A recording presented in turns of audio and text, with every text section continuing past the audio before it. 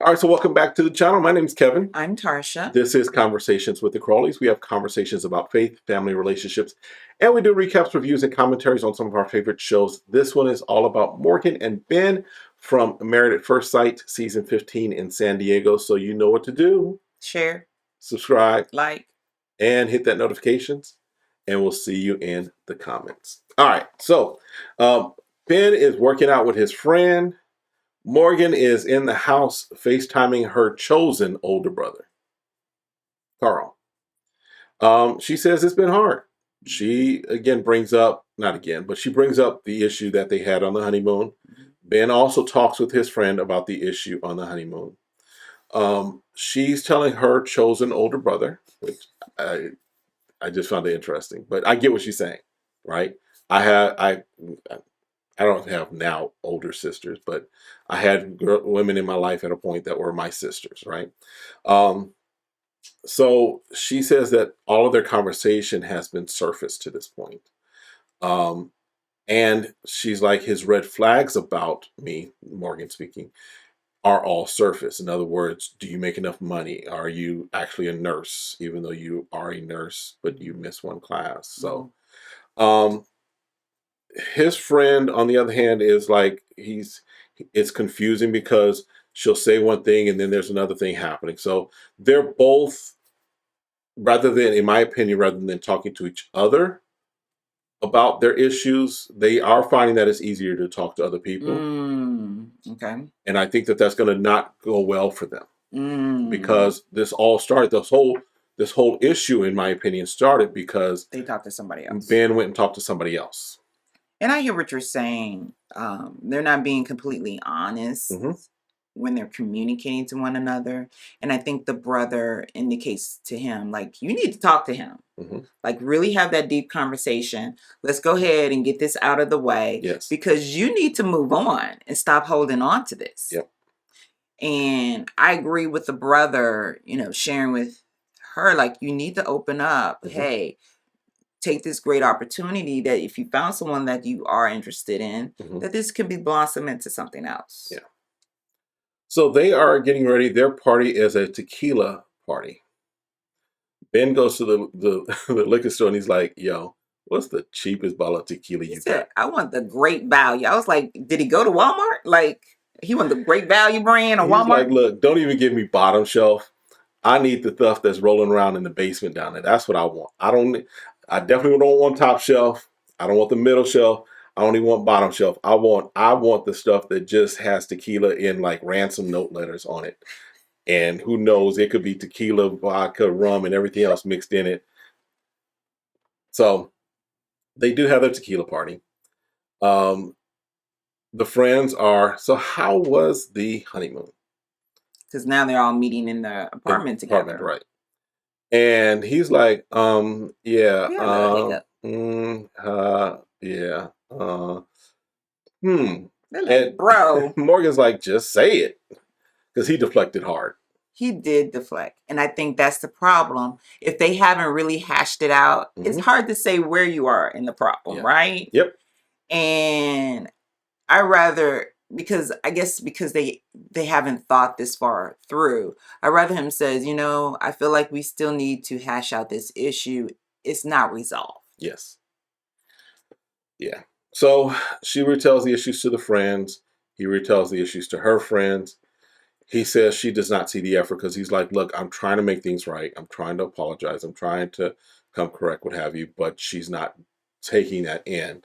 And her friend is like, look, it does take her a while to forgive and move on, move forward.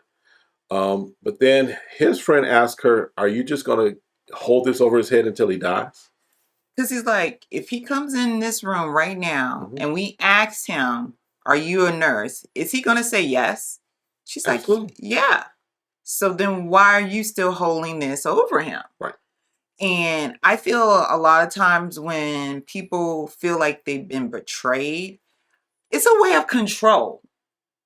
You took away what I thought was going to be our secret. Right. And since now you took away some of my power, then I have to retake my power. And my power is that now I have power over you.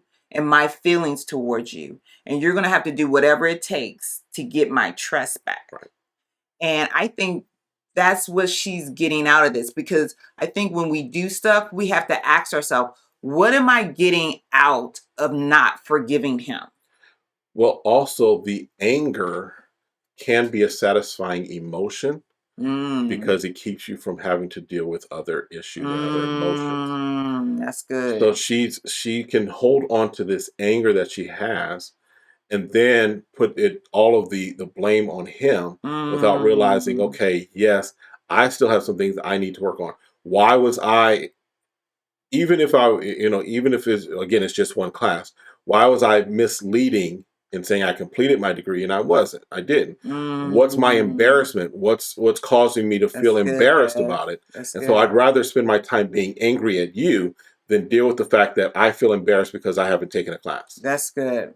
That's good. So you hit it nail on the head. Go ahead, pass it off.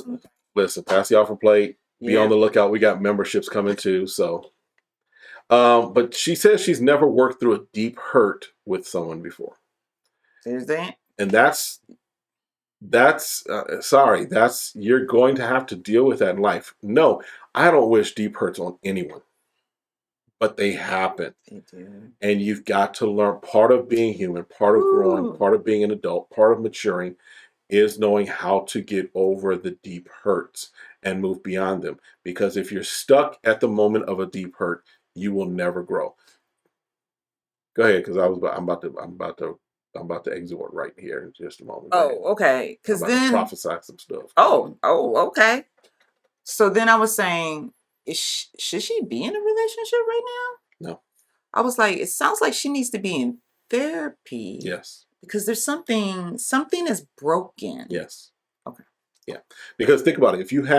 If I cut myself, right? If I have a cut, that wound does not heal if I keep picking at it. If I keep opening that wound. And what she does is she holds the wound open in her heart. She's holding those wounds open and not allowing them to close and get healed and get closure. So therefore, because of that, she's got an open wound with her dad that she's not allowed to heal. That's true. She's never gotten closure from it. She's basically with Ben, she's got a wound that she's going to keep picking at because it feels good to pick at that wound as opposed to just allowing it to close up and heal. Open wounds. So yeah, she's there. I do think that she,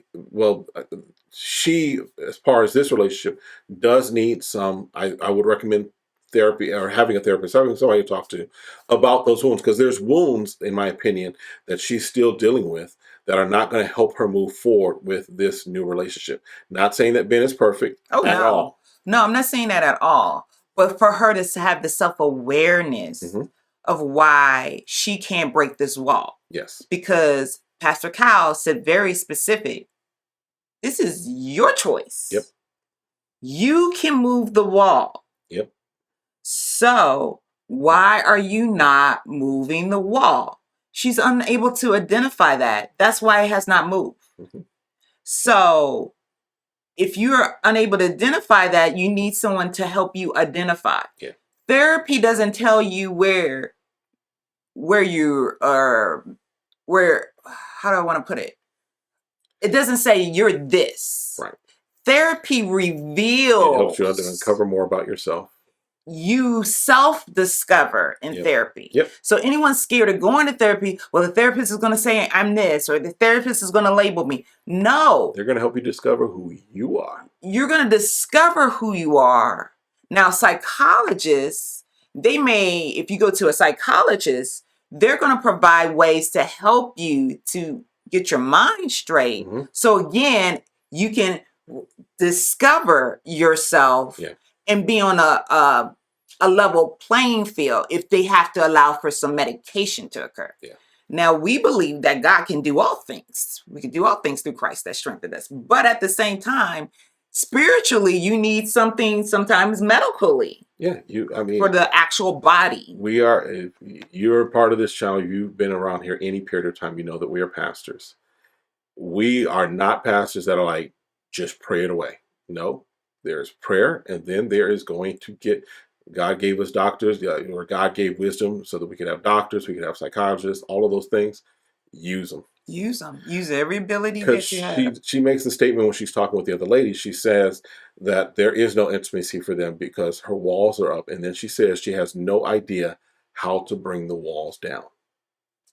So if she does not figure that out or find resources, help to help her bring those walls down, this marriage is done. Yeah, maybe not in 8 weeks, but I don't think it's even gonna last to the 8 weeks. But maybe not in 8 weeks. But at some point, if she does not figure out within their relationship how to bring those walls down and allow him to come in, his faults and all, their marriage is doomed. I agree. Simply put. Leave it at that. All right. Well, listen, that's it for this one. We don't work a little bit on that last one. Listen, but make sure you check out the other videos of the other couples that we're doing, and then make sure you're back for all of the other shows that we do. And we've got some other content coming up soon too. Got some new things coming up, so make sure you are subscribing, because then you get access to the community tab and all the other great things we have going on. Notifications. See you next time. Have a great one.